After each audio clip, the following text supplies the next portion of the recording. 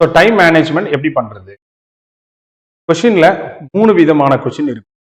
ஒரு கொஸ்டின் நமக்கு 100% நமக்கு நல்லா தெரியும். ரெண்டாவது கொஸ்டின் நமக்கு 100% தெரியாது. மூணாவது கொஸ்டின் நமக்கு 50% 50-50 அப்படிங்கிற மாதிரி இருக்கும். கரெக்டா? இந்த 3 டைப் ஆஃப் கொஸ்டின்ஸ் தான். ஒரு கொஸ்டின் பார்த்த உடனே இதுக்கு எனக்கு ஆன்சர் தெரியும், நான் 1 நிமிஷத்துக்குள்ள ஆன்சர் பண்ணிடுவேன். இன்னொரு கொஸ்டின் இது நான் படிச்சது இல்லை, எந்த ஏரியால இருந்து கேட்டிருக்கான்னு தெரியல, நான் கேள்விப்பட்டதே கிடையாதுன்னு தெரியும். இன்னொரு கொஸ்டின் கொஞ்சம் யோசிச்சா ஆப்ஷனை எலிமினேட் பண்ணி ட்ரை பண்ணி போட்டுடலாம் அப்படின்னு தெரியும். ஸோ பெரும்பாலும் இந்த கொஸ்டினுக்கு 1 நிமிடத்துல ஆன்சர் பண்ணிடலாம், 1 நிமிஷத்துக்கு உள்ளேயே ஆன்சர் பண்ணி ஷேர் பண்ணிடலாம். இந்த கொஸ்டினுக்கு தெரியாதுங்கிறதுனால 10 செகண்ட்லயே நீங்க ஏதாவது ஒண்ணு ஷேர் பண்ணிடலாம். வெறும் 10 செகண்ட். தெரியாதுல்ல நமக்கு, அதையே ரொம்ப நேரம் யோசிச்சுக்கிட்டு. இதுக்கு தான் நீங்க எவ்வளவு டைம் எடுக்கிறீங்களோ, எவ்வளவு டைம் நீங்க ஸ்பெண்ட் பண்றீங்களோ அவ்வளவு அவ்வளவு நமக்கு பெனிஃபிட், அவ்வளவு நல்லது. அதாவது யோசிச்சு போடுற கொஸ்டினுக்கு நம்ம கூடுதலா யோசிக்கும் போது நமக்கு கூட மார்க் கிடைக்கிறதுக்கு வாய்ப்பு. நாம என்ன பண்ணணும்னா, இப்போ ஆவரேஜா ஒரு கொஸ்டினுக்கு 1 நிமிஷம் வச்சு, உங்களுக்கு 40 கொஸ்டின் தெரியாதுன்னா அந்த தெரியாத 40 கொஸ்டினை 40 நிமிஷம் போட வேண்டாம், 10 நிமிஷத்துல போட்டுடலாம். அப்போ ஒரு 30 நிமிஷம் எக்ஸ்ட்ரா இருக்கா, அந்த 30 நிமிஷத்தை நீங்க இதுக்கு யூஸ் பண்ணணும். ஏதாவது புரியுதா புரியலையா உங்களுக்கு? இதுதான் டைம் மேனேஜ்மெண்ட். அதாவது என்ன சொல்ல வரேன்னா, ஒரு உதாரணத்துக்கு பாத்தீங்கன்னா, ஒரு கொஸ்டினுக்கு 1 நிமிஷம் அப்படி வச்சுக்கோங்களேன். அப்படி வச்சாலே 3 மணி நேரம் 20 நிமிஷம் ஆயிடும். பட் இருந்தாலும் நான் ஒரு உதாரணத்துக்காக சொல்றேன். ஒரு கொஸ்டினுக்கு 1 நிமிஷம், ஏன்னா அப்ப அந்த கால்குலேஷன் ஈஸியா. ஒரு கொஸ்டினுக்கு 1 நிமிஷம்னு வச்சுக்கோங்களேன். உங்களுக்கு சப்போஸ் ஒரு 50 கொஸ்டின் தெரியல, அப்ப இந்த 50 கொஸ்டினை நீங்க 50 நிமிஷத்துலயும் போடலாம், 15 நிமிஷத்துலயும் போடலாம். கரெக்டா? தெரியாது தானே, எத்தனை தடவை யோசிச்சாலும் கடலே இல்லை, கடலே இல்லைங்கிறது அப்ப எத்தனை தடவை யோசிக்க. கரெக்டா? அப்போ நீங்க என்ன பண்ணணும்னா, இந்த தெரியாத 50 கொஸ்டினை வாசிச்சு நேரத்தை வீணாக்க கூடாது. இப்போ சமீப காலமாக டிஎன்பிஎஸ்சியில எப்படி கேட்கறாங்கன்னா, 140 பக்கம் 120 பக்கம் 150 பக்கம்னு பெரிய புக்லெட்டா கொடுக்குறாங்க. எதுக்காக? நீங்க எல்லா கொஸ்டினையும் வாசிச்சு ஆன்சர் பண்ணணும். ஒரு கொஸ்டினுக்கு 1 நிமிஷம் எடுத்துக்கிட்டா, ஒரு கொஸ்டினுக்கு 1 நிமிஷம் நீங்க எடுத்துக்கிட்டாலே எவ்வளவு டைம் ஆயிடும்? 3 மணி நேரம் 20 நிமிஷம் ஆயிடும். அப்போ 20 கொஸ்டின் நீங்க வாசிக்கவே கூடாது, ஆன்சர் பண்ணணும்னு தான் அவன் புக்லெட் அப்படி கொடுக்குறானே. ஒரு 20 கொஸ்டின் ஸ்டூடெண்ட்ஸ் வாசிக்கவே கூடாது, அதுக்குள்ள டைம் முடிஞ்சிடணும். அப்போ கன்ஃபார்மா 20 கொஸ்டின் தெரியாம உங்களுக்கு இருந்தா நல்லதுதான். ஏன்னா வாசிக்கிறதுக்கே முடியாது, டைம் இருக்காது.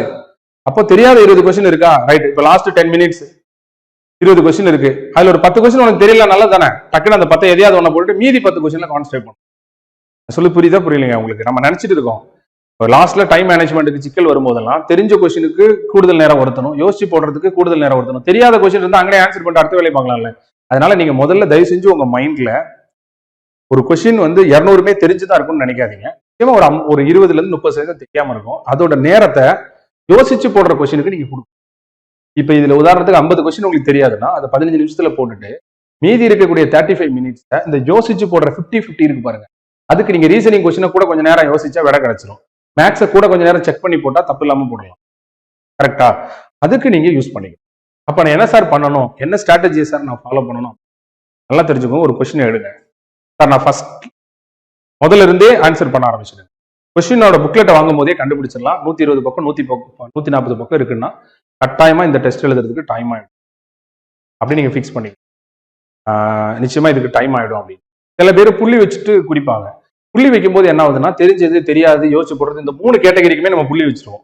அப்ப நமக்கு டைம் என்ன கண்ட்ரோல்ல இருக்குன்னு தெரியும், நம்ம கரெக்டான பாதையில போறோமான்னு கண்டுபிடிக்க முடியாது.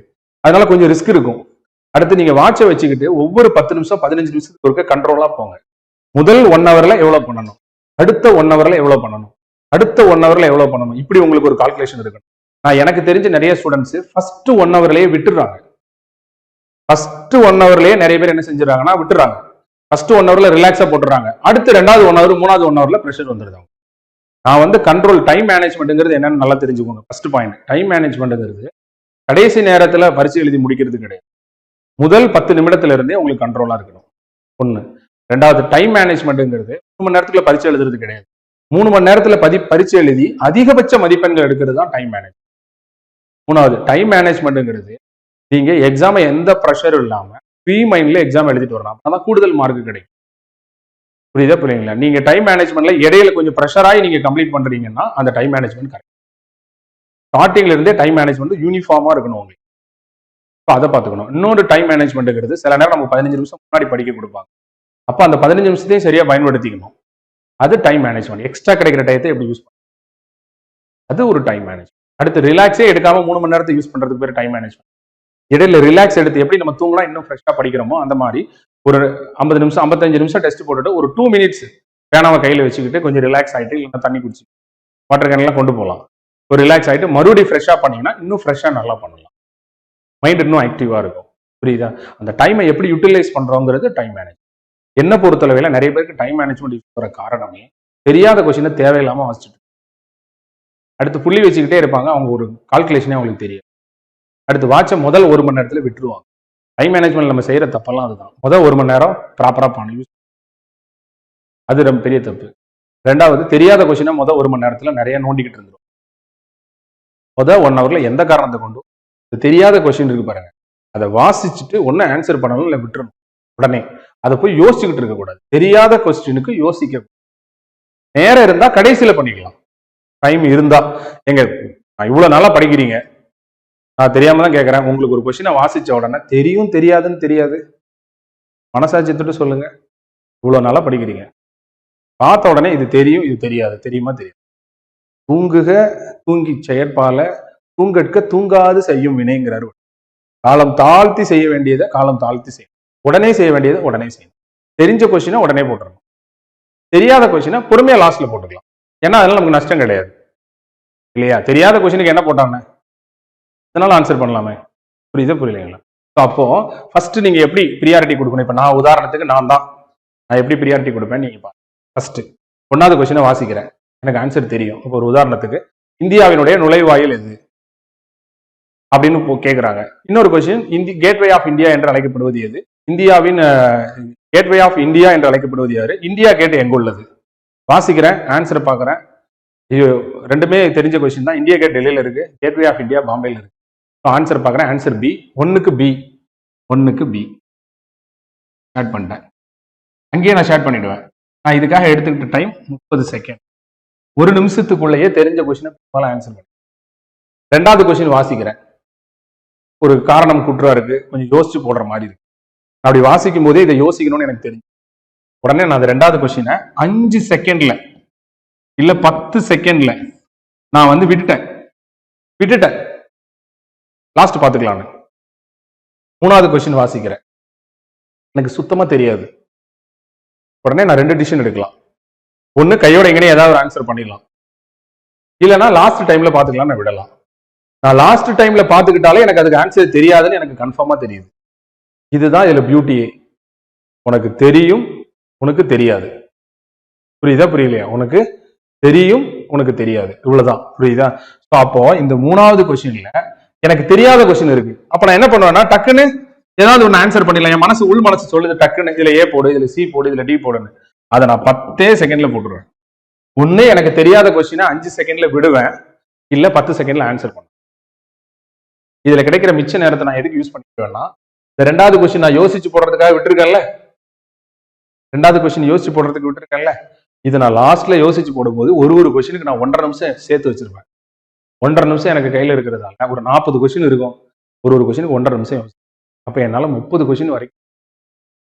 புரியுதா? எனக்கு இந்த 1.5 நிமிஷம் எங்க இருந்து கிடைச்சது தெரியுமா? தெரிஞ்ச கொஸ்டினை சீக்கிரம் ஸ்டார்ட் பண்ணிட்டேன்னா, தெரியாத கொஸ்டினையும் டக்குன்னு ஆன்சர் பண்ணிட்டேன்னா, அப்ப இது ரெண்டுல எனக்கு அந்த 1 மினிட்டுக்குள்ள மிச்ச நேரம் கிடைச்சிருக்குமா? அந்த மிச்ச நேரத்தை இந்த யோசிச்சு போடுற ஒரு விஷயம், அதுதான் விஷயம். என்னை பொறுத்தல எவ்வளவு பெரிய பிரில்லியண்டா இருந்தாலும் இந்த பரீட்சை எழுதுற 3 மணி நேரத்துல அந்த டைம் அலோகேஷனை தன்னுடைய தெரிஞ்ச கொஸ்டினை 1 நிமிஷத்துக்கு உள்ள எவ்வளவு பண்ணி நேரத்தை மிச்சம். தனக்கு தெரியாத கொஸ்டினை ஒண்ணு அங்கேயே பண்ணிட்டு மிச்சம் இருக்கிற நேரத்தை எடுத்துக்கிறான், இல்லைன்னா கடைசியில பண்றதுக்கு ஒதுக்கி வச்சு ஏதோ கொஞ்சம் யோசிச்சு போடுறான். 3வது, யோசிச்சு போடுற கொஸ்டினை அவன் எவ்வளவுக்கு எவ்வளவு கூடுதலா யோசிக்கிறானோ அவ்வளவுக்கு அவ்வளவு அவனுக்கு மார்க் கிடைக்கும். இப்போ ஒரு உதாரணத்துக்கு பாத்தீங்கன்னா, ஒரு ரீசனிங் கொஸ்டின், ஒரு மேக்ஸ் கொஸ்டின், ஒரு தனி வட்டிக்கும் கூட்டு வட்டிக்கும் உள்ள கூட நேரம் கிடைச்சா ஃபார்முலா மறந்தா கூட தனி வட்டியை கண்டுபிடிச்சு கூட்டு வட்டியை கண்டுபிடிச்சு 2க்குள்ள டிஃபரெண்ட் ஆன்சரா பண்ணிடலாம். அடுத்து 4 ஆப்ஷன் இருந்தா 4 ஆப்ஷனை வச்சு ஆன்சர் பண்ணிடலாம்.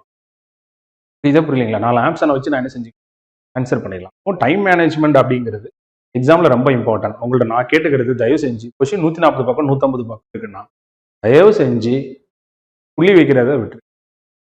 ஓகேயா? ஏன் புள்ளி வைக்கிறத விட்டுருங்கன்னு மீன்ஸ் நான் ஏன் சொல்றேன்னா, நீங்க புள்ளி வைக்கும் போது தெரிஞ்சது தெரியாதது யோசிச்சு போடுறது எல்லாத்துக்குமே டைம் கால்குலேஷன் மிஸ் ஆகிடும்.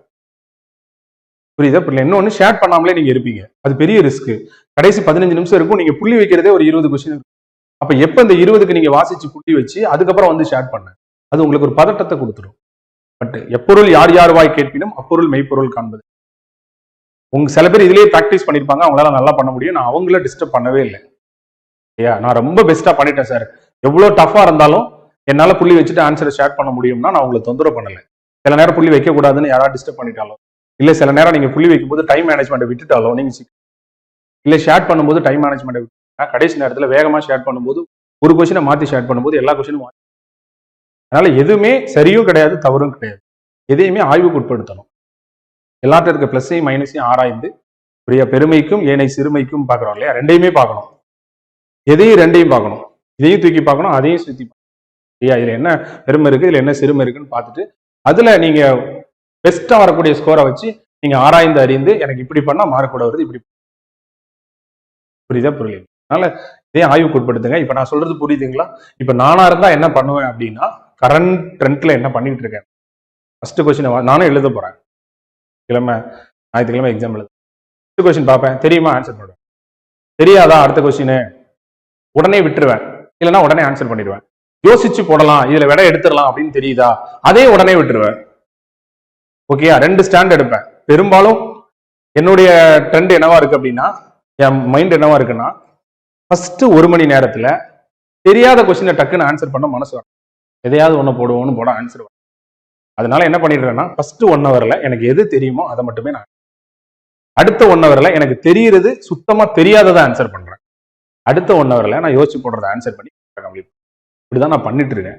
ஆனா இது கரெக்டான மெத்தடா அப்படின்னு கேட்டா கரெக்டான மெத்தட் தான். ஏன்னா நம்ம மைண்ட் சைக்காலஜிக்கலா எப்படி இருக்கு, எடுத்த உடனே ஒரு தெரியாத கொஸ்டினை ஆன்சர் பண்ண ஏதோ ஒண்ணு போடுறதுக்கு மைண்ட் ஒத்துழைக்க மாட்டாங்க. ஆனா கடைசி நேரத்துல எதையாவது ஒண்ணு போடு அப்படிங்கிறதுக்கு தெரிஞ்ச கொஸ்டினை தப்பா போடுறதுக்கு கூட மைண்ட் ஒத்துழைக்கும். ஏன்னா நம்ம ஒரு 150 கொஸ்டின் ஷேர் பண்ணிடுறோமா, கழுதைய போடு. ஒரு 1வது கொஸ்டின்ல இருந்த கவனம் 200வது கொஸ்டினுக்கு இல்லப்பா. நல்லா தெரிஞ்சுக்கோங்க. இனருள்த்தும் நாரா மலர் அணையர் கற்றது உணர விரித்துறையாதாருங்க. மலர் கொத்தாக பூத்திருந்தும் மனம் வீசலைன்னா அதை யாரும் ரசிக்க. நீங்க இவ்வளவு நாள் ஹார்ட் ஒர்க் பண்ணிட்டு அந்த 3 மணி நேரம் பரீட்சை ஹால்ல போய் எக்ஸிக்யூட் பண்ற இடத்துல நீங்க விட்டுட்டீங்கன்னா உங்களை யாரும் விரும்ப மாட்டாங்க. வெற்றி நம்மளை வந்து என்ன தழுவாது. ஒரே ஒரு விஷயம், நீங்க அதான் நம்ம ப்ரிப்பேர் பண்ணிருந்தோம். அந்த 3 மணி நேரம் அந்த எக்ஸாம் ஹால்ல உங்களுடைய அந்த மனநிலையில தயவு செஞ்சு இதுதான் இவ்வளவு மார்க் எடுக்கணும்னு தயவு செஞ்சு ஃபிக்ஸ் பண்ணாத. கொஸ்டின் பேப்பர் ஈஸியா தான் இருக்கும், மீடியமா தான் இருக்கும், டஃபா இருக்கும்னு எக்ஸ்பெக்டேஷன்ல போய் அப்படியே கொஸ்டின் பேப்பரை வாங்கி உன்னுடைய பிளானை எக்ஸிக்யூட். அறிவுடையார் ஆவது அறிவார், அறிவிலார் அத்த அறிகல்லாதவருங்கிறார். இவ்வளவு நாளா படிச்சிருக்கேன், தேர்வோட வினாத்தால் எந்த தன்மையில அந்த தன்மைக்கு ஏற்ற மாதிரி நாம அங்க ரியாக்ட் பண்ணணும்.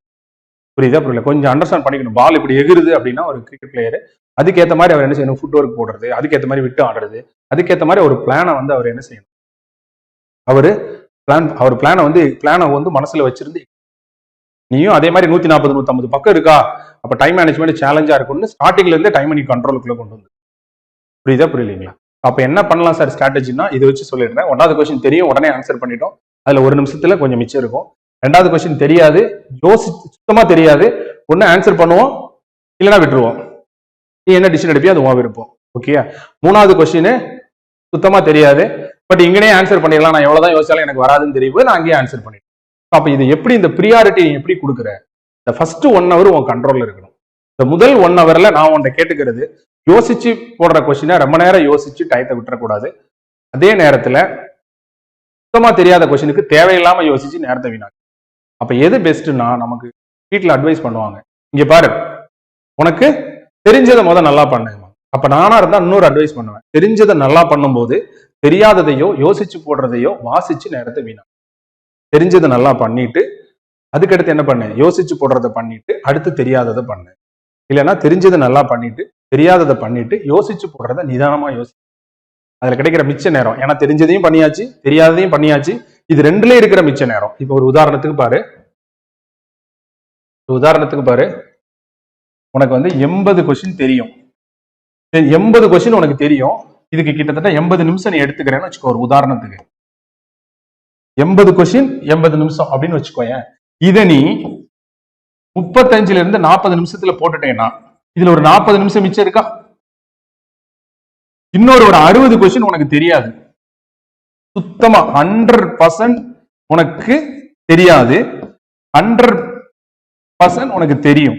இதை நான் 40 மினிட்ஸ்ல பெரும்பாலும் தெரிஞ்ச கொஸ்டினை கொஞ்சம் சீக்கிரமே போட்டுடலாம். தெரியாத கொஸ்டினுக்கு ஷேர் பண்ணா போதும். இந்த 60 கொஸ்டினை ஷேர் பண்ற டைம் மட்டும்தான், 60 நிமிஷம் கிடையாது. நான் 15 நிமிஷத்துல போட்டேன். அப்ப எனக்கு எவ்வளவு மிச்சம் பாரு. இந்த 60 கொஸ்டின்ல எனக்கு ஒரு 25 நிமிஷம், இந்த 80 கொஸ்டின்ல ஒரு 40 நிமிஷம் மிச்சம். அப்ப எனக்கு எவ்வளவு இருக்கு? அடுத்து மீதி இருக்கிற 60 கொஸ்டின் போட எனக்கு இந்த 60 நிமிஷம் பிளஸ் இந்த 25 பிளஸ் இந்த 40 இவ்வளவு டைம் எனக்கு கிடைக்கும். எதுக்கு? யோசிச்சு போடுற கொஸ்டின், யோசித்து விடையளிக்கக்கூடிய கொஸ்டினுக்கு எனக்கு அதிக டைம் கிடைக்கும். ஆக்சுவலா நீங்க 200 கொஸ்டினுக்கு 3 மணி நேரம் 20 நிமிஷம் ஆயிடும். நான் உங்களுக்கு கால்குலேஷனுக்கு ஈஸியா இருக்கணுங்கிறதுக்காக ஒரு கொஸ்டின் 1 நிமிஷம், ஒரு கொஸ்டினுக்கு ஆக்சுவலா 50 மினிட்ஸ், 40 to 50 மினிட்ஸ். ஒரு கொஸ்டினுக்கு 40ல இருந்து 50 செகண்ட், 40ல இருந்து 50 செகண்ட் தான் ஒரு கொஸ்டினுக்கு எடுத்துக்கணும். நீங்க தெரிஞ்ச கொஸ்டினை அதுக்கு கம்மியா எடுத்துட்டு தெரியாத கொஸ்டினையும் அதுக்கு கம்மியா எடுத்துட்டீங்கன்னா மிச்சம் இருக்கிறத என்ன செய்யலாம்? யோசிச்சு போடுற கொஸ்டினுக்கு கொடுத்து ரிலாக்ஸா ஆன்சர் பண்ணி கூட கொஞ்சம் நீங்க என்ன இதுதான் இதோட ஸ்ட்ராட்டஜிங்க, time management. So time management ரொம்ப ரொம்ப இம்பார்ட்டன்ட் ஆனது இந்த எக்ஸாம்ஸ்ல. அதை நீங்க யார் கைக்குள்ள கொண்டு வராங்களோ அவங்களால சக்சஸ். ஸோ எக்ஸாமுக்கு போற நீங்க ப்ரெஷர் இல்லாம போய் எக்ஸாம் எழுது. எது ப்ரெஷரோ அந்த ப்ரெஷரை முதல்ல, சிலபஸ் முடிக்கலன்ற ஒரு கவலை இருக்கா, அவ்வளவுதான் பண்ண முடியும், லாஸ்ட் நேரம் உங்களை ஃப்ரீ பண்ணிடுங்க. ஓகேயா? எக்ஸாம் ஸ்கோர் எல்லாம் கம்மியா வருதா, ஏதோ என்னால முடிஞ்சது நான் பண்ணிருக்கேன், இது இந்த எக்ஸாம் ஸ்கோர் தான் அதுல ரிஃப்ளெக்ட் ஆகும் அப்படின்னு கிடையாது. இதுல இருந்து 20 கொஸ்டின் அப்படின்ட்டு ரிவிஷன் பண்ணிட்டு இந்த மாதிரி நீங்க மைண்ட். ஓகேயா? அடுத்தது